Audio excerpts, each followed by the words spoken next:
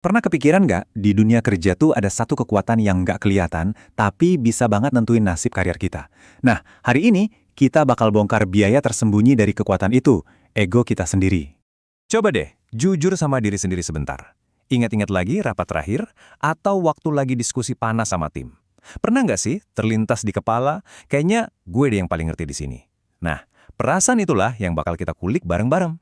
Perasaan superior itu, ya kita sebut aja kesombongan, itu bukan cuma soal sifat loh. Di lingkungan kerja, itu tuh udah kayak tembok gaib. Tembok yang bikin kita jadi susah dengerin masukan, jadi kaku buat kerja sama, dan ujung-ujungnya bisa ngehambat potensi karir kita tanpa kita sadar sama sekali. Nah, ini jadi bikin kita mikir kan, gimana kalau definisi kita soal cerdas di tempat kerja selama ini sebenarnya kurang lengkap. Yuk kita coba definisikan ulang. Fokusnya kita geser dari apa yang ada di otak ke gimana kita mengelola hati. Kita kan sering banget ya kejebak sama yang namanya kecerdasan intelektual atau IQ. Seberapa banyak yang kita tahu, seberapa jago kita menganalisis sesuatu.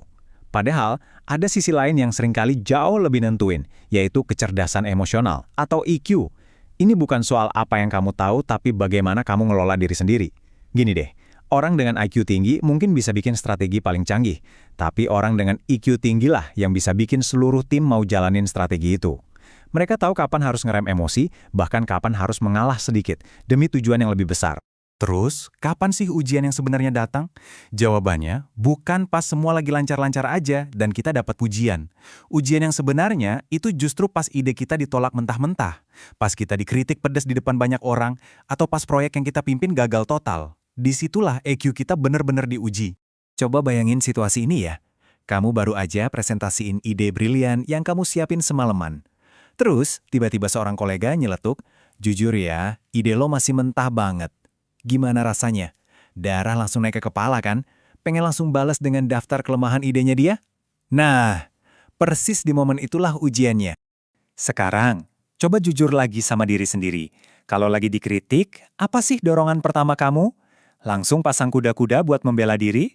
Atau nyari-nyari kesalahan orang lain? Atau sempat diem dulu sepersekian detik buat mikir? Impuls pertama itu, itulah cerminan EQ kita yang paling jujur. Gimana kalau kita coba putar balik cara mandangnya?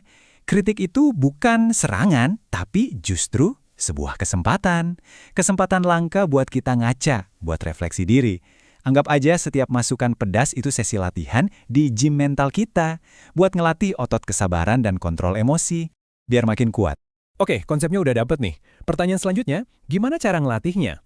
Nah, mari kita bahas panduan praktis buat ngelola hati dan pikiran kita di tengah tekanan kerja sehari-hari. Caranya simple kok, ada 3 langkah aja. Pertama, sadar. Ini penting banget. Sadar pas ego mulai bisik-bisik, kamu lebih pinter loh dari dia. Nah, tangkep bisikan itu.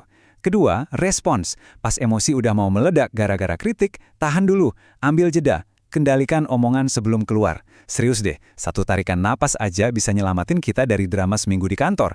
Dan yang ketiga, latih. Anggap setiap momen yang bikin gak nyaman itu kayak lagi repetisi di gym mental. Makin sering dilatih buat tetap adem, otot emosional kita bakal makin kuat.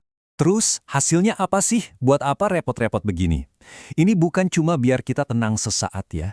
Ini tuh investasi. Investasi paling fundamental buat keuntungan jangka panjang di karir kita. Jadi pada akhirnya, ngelola ego itu bukan soal bertahan, tapi soal jadi lebih cerdas. Dengan ngelola hati dan pikiran, reputasi kita jadi bagus, jadi orang yang bisa diandelin. Kita juga jadi lebih cepat belajar dari kesalahan, dan yang paling penting, kita bisa memimpin pakai pengaruh, bukan pakai paksaan. Ini benar-benar investasi karir paling cerdas yang bisa kita lakuin.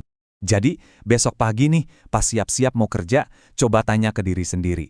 Otak sih udah siap, tapi hati gimana? Udah siap juga? Nah, dari 2 kecerdasan itu, kecerdasan mana yang bakal kamu pilih buat diasah hari ini?